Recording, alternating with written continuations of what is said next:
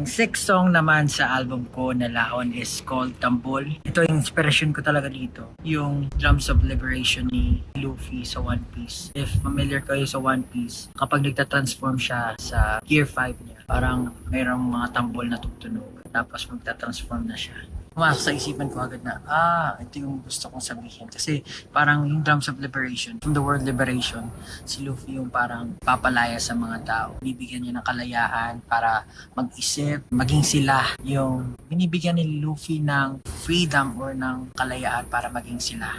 Para nagiging hero si Luffy pagdating din sa part na yun. Yun yung explanation sa Drums of Liberation. Naging inspirasyon ko si Luffy doon.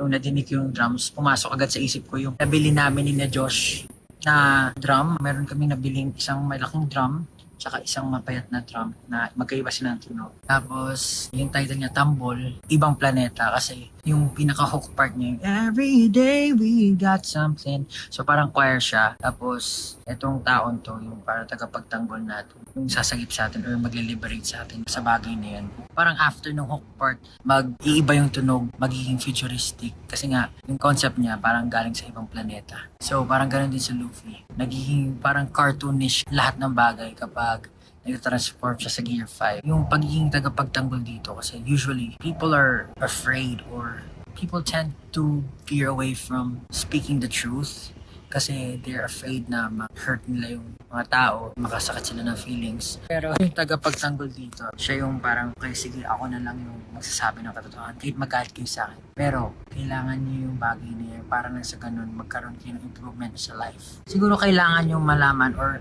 maintindihan or marinig yung truth nang sa ganun ma-adjust niyo yung sarili niyo sa mga bagay-bagay. So, yun yung meaning ng ibang planeta. Kasi nga, yun nga, taga-ibang planeta siya. Siya yung handang sumalo ng mga hurt para lang matutunan ng mga tao or maintindihan ng tao kung ano yung tamang bagay or kung ano yung tamang gawin. So, ayun po yung Tambol, Ibang Planeta. Sana po nagustuhan nyo.